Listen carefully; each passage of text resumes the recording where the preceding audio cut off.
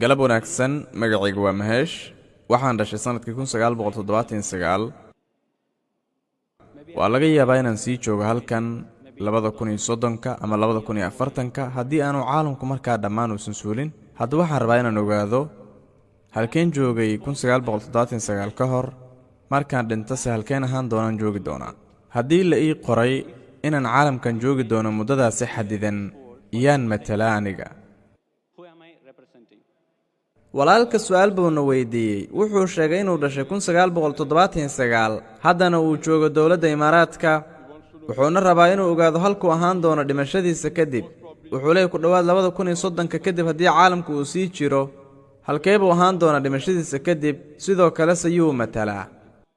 walaal adigu naftaada un baad matashaa haddii wax isbedela aysan kugu dhicin oo aad waxba qarin adigu naftaada un baad matashaa oo dabiici tahay taas waa nambarka koobaad arrinta ku saabsan markaad dhimata kadib adigii ayay kugu xiran tahay waxa aad raacsan tahay haddaad raacsan tahay kitaabka kutubta ugu dambeeya qur-aanka kariimka dhimashadaada kadib jannada ayaad geli doontaa haddii aad khilaafsan tahay sharciga Allah oo aad khilaafsan tahay kitaabka ugu dambeeya kutubta waa qur-aanka jaxiimo ayaad geli doontaa haddaba haddaad aqbasho maanta amarada Ilaahay wixii aad samaynaysay laga soo bilaabo 1979 ilaa maanta ay tahay 14 Abriil 2012 waa lagu cafin doonaa dhamaantood kulli waa lagu dhaafayaa sidaa darteed wixii aad hore u samaysay dhan laguma xisaabinayo sababtoo rasuulkeena Muhammad sallallahu alayhi wasallam wuxuu yiri ilbiriqsiga iyo xilligu qofku islaamka soo galo dhammaan dunuubtiisa hore dhan waa laga tirayaa sidaa darteed iyadoo la cuskanayo inta aad raacsan tahay tacaaliimta Allah subhanahu wa ta'ala waxaan awoodaa inaan kuu sheego halkaad ahaan doonto laakiin ma garanayso adigu markaa dhimanayso haddii aad tiraado adiga arrintan aniga ma garanayo maxaan samayn doonaa laga yaabo inaan noolaan doono ilaa 2030ka sidaa darteed aniga islaamka waxaan geli doonaa sanadka 2029ka walaal aniguna ma aqaano adiguna ma garanaysid inta aan noolaan doono sidoo kale waxaa tiri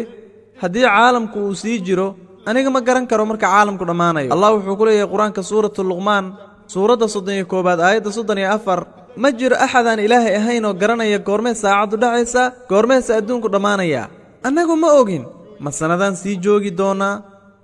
sidoo kale ma ogin waqtiga ilaa goormee sii noolaan doonaa sidaa darteed waxaa wanaagsan inaad aqbasho xaqiiqada ilbiriqsiga aad ogaato adiga laguma xisaabin doono wixii hore kadibna waxaad isku dayaysaa inaad ku dadaasho inaad raacdo tacaaliimta intii awooddaada ah sidaa darteed arrinta halkee baad ahaan doontaa dhimashadaada kadib adigii kugu xiran tahay anigu waxaan awoodaa oo kaliya inaan ku tusiyo waddada Allah wuxuu ku leeyahay quraanka suuratul ghaashiya suurada 88 aayada 21 ilaa aayada 22 فذكر إنما أنت مذكر رسولك وحنو شيغا إن لغا دونيا أو كليا فرينتين لكن موضوع هانونينتا وحو كجرا غعنتا الله سبحانه وتعالى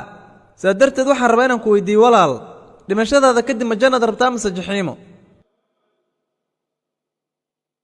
dhimashadaada kadib ma jannada rabtaa mise jaxiimo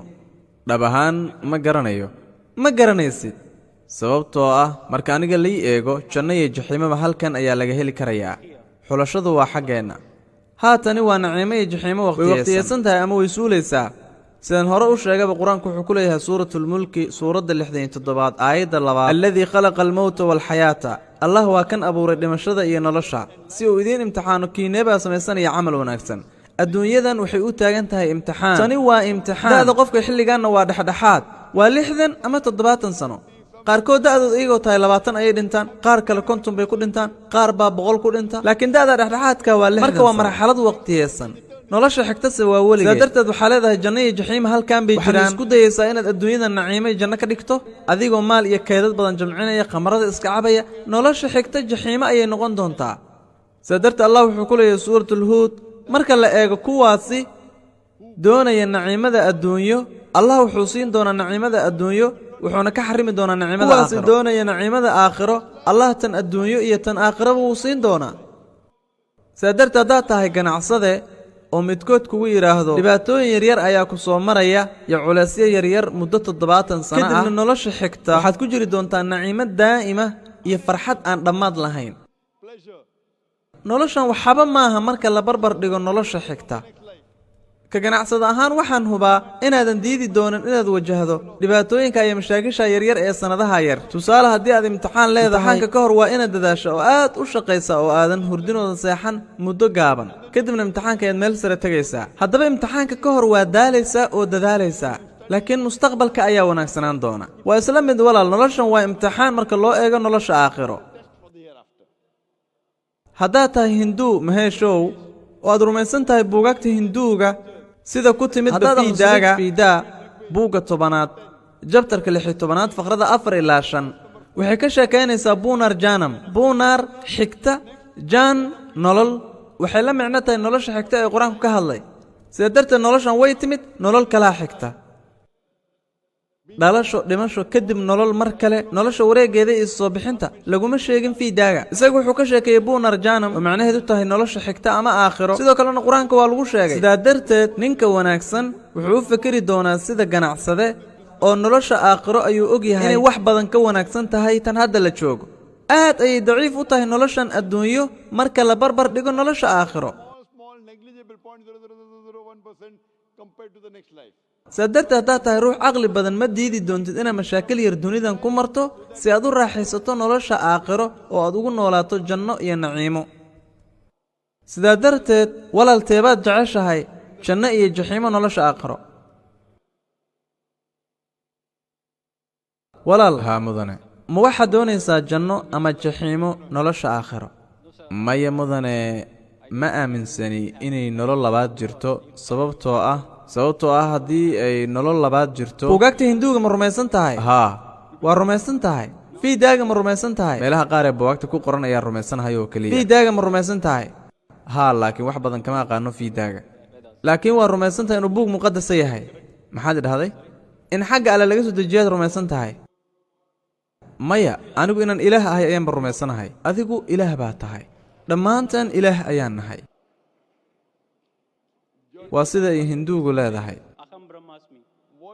waa maxay qeexidda ilaah?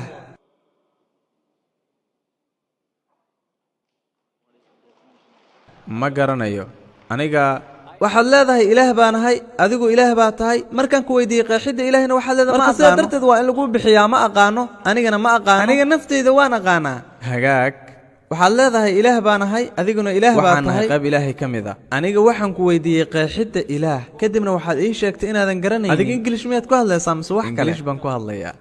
haddaba waa maxay qeexidda ilaah?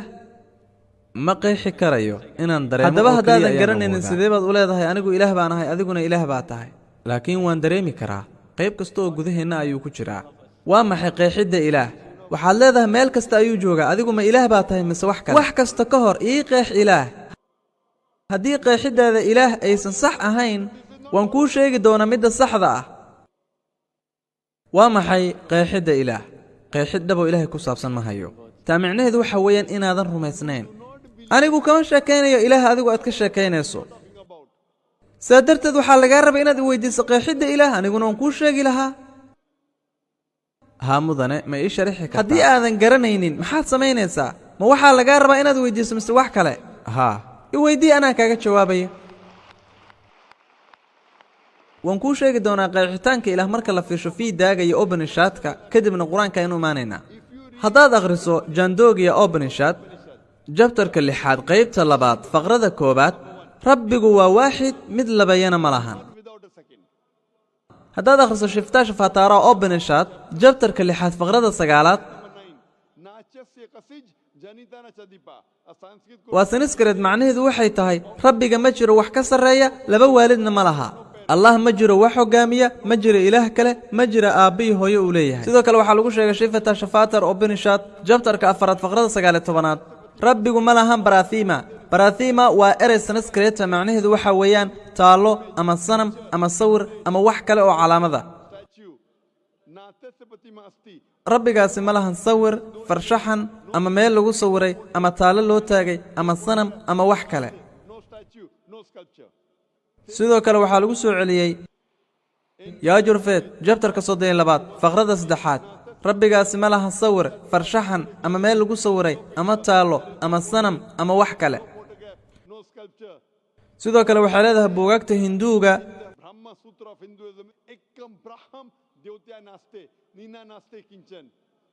ilaahu waa keli mid labeeyana ma lahan weligii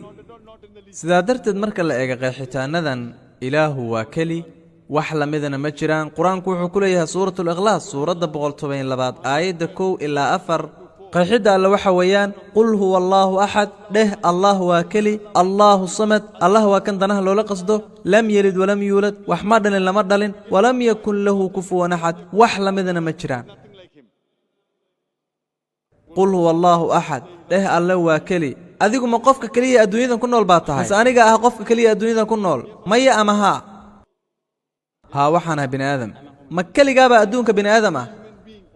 maya aniga mid ka midaan ahay qul huwa allaahu axad dheh alle waa keli allaahu samad allah waa kan awoodda weligii ah leh adigu awood weligeeda maaleeda oo xoog badan maya haddaba sideed ilaah ku noqon kartaa aniguna awood weligeeda oo xoog badan ma lihi sidoo kalena ilaah maahi lam yelid walam yuulad waxna ma dhalin lamana dhalin adiga laba waalisoo kuma dhalin mise haa haddaba sideed ilaah ku noqon kartaa anigana sidoo kale waa la ii dhalay sidee baan ilaah ku noqon karaa aniga carruur baan leeyahay adigu carruur ma leedahay haa haddaba sideed ilaah ku noqon kartaa marka walam yakun lahu kufuwan axad ma jiro wax lamida ama u eg anigu waxaan ka sheekaynayaa qeexitaankayga ilaah qeexitaankaaga ilaahay aad u taqaano anigu waxaan ka sheekaynayaa qeexitaankayga ilaah aan u aqaano iska hilmaam adiga qeexitaankaad u taqaano anigu kaa kama hadlayo laga yaabay inuu qeexitaan beena yahay uusan ahayn ilaaha dhabta ah anigu kama hadlayo ilaaha adigu aad ka sheekaynayso waa alle keli ah waa waaxid waa allaha danta loola qasdo waxba muusan dhalin isaga lama dhalin sidoo kale wax lamidana ma jiraan marka lagu dhiso qeexitaanadaas adigu naftaada ma ugu yeeri kartaa ilaah aniguse ma ugu yeeri karaa naftayda ilaah haddaad u fiirsato waad awooddaa aniga su'aal baan ku weydiiyey laba waalid ma leedahay waxaa tiri haa haddii aad ku fakarto inaad tahay ilaah waxaa lagugu yeeri doonaa qof caqligiisu dhiman yahay mudane waa inaan qayb ilaahay ka mida ahay adigu waxaad leedahay ilaahay waa keli aniguna waxaan dareemaya inaan qayb ka mida ahay allaha weyn annagu qayb ka mida unbaan u taagannahay laga yaabay in annaga ilaahay nagala gooyey taa waa qeexitaankaaga ilaah ee ma ahan qeexitaanka ku jira fiidaaga sidoo kale ma ahan qeexitaanka laga helaya qur-aanka kaasi waa qeexitaanka ilaah kale anigu kama hadlayo ilaah adigu aad rumaysan tahay anigu waxaan ka hadlayaa ilaahayga aan anigu aaminsanahay isagu waa keli mana ahan qayb wax kasta ka mida iska daa ilaahaygan adigu aad ka hadlayso hagaag ilaaha aad ka hadlayso dhinac isaga tuur anigu waxaan ka hadlayaa ilaaha aan rumaysanahay ma fahantay waa alla keliya waa alla awood badan adigu ma haysataa awood aad u weyn oo la yaab leh ma haysta awood noocaa ah haddaba matid adigu ilaah aan ka hadlayo dhinac isaga tuur ilaahaasaad ka hadlayso hagaag anigu allahayga ayaan ka hadlayaa sidaa darteed laa ilaaha waxay la micno tahay inaanay jirin ilaahyada kale ee beenta ah dhinac isaga tuur marka anigu waxaan ka hadlayaa qeexidda dhabta ah marka midkood ka hadloo yidhahdo laba lagu daro laba waxay la micno tahay 5 middaasi waa xalka haddaba xisaabtaasi dhinac isaga tuur anigu ilaaha aan ka hadlayo waa alla keli ah waa alla danaha loola qasto waa alla aan wax dhalin isagana aan la dhalin alla wax lamida aysan jirin ma lahan laba waalid ma lahan ilmo uu dhalay mana jiro shay u eg isagu waa keli ma rumaysantahay ilaaha tilmaamahaas leh maya mudane ma rumaysni tani waa dhibaatada taa waxay la micnata inaadan doonin inaad rumayso allaha dhabta ah waxaan kaa codsanayaa inaad akhriso buugaagta hinduuga ee aan kuu sheegay sidoo kale akhri tarjumaadda qur-aanka kariimka ah iskuna day inaad raadiso allaha dhabta ah ee saxda iska daa ilaaha beenbeenta aad leedahay ilaah baa taana ilaahana anigu nafteyda kama soo qaaday inaan ilaah ahay markaabaad ii imaanaysa waxaad leedahay anaga ilaah baan ahay si aan kuu dhaho haa ilaah baa tahay anigu doqon maahe si aan u aqbalo ra'yigaagoon dhaho anigu ilaah baan ahay waxaad doonaysaa inaad jaxiimo ila aado laakiin anigu ma doonayo inaan jaxiimo kuu raaco anigu waxaan rabaa inaan jannada aado waxaan rabaa inaan sidoo kale adigana jannada kugu wado laakiin si aan jannada kugu wado haddii aan kugu qanciyo inaan aniga ilaah ahay adiguna ilaah tahay markaa waxaan wada aadi doonaa anigu waxaan doorbidayaa inaad jannada ila aado saa darteed waxaan kaa codsanaya inaad akhriso buugaagtaada muqaddaska oo banishaadka qur-aanka aqri naftaada baran marka ay soo raac si aan jannada u wadaadno insha allah mahadsanid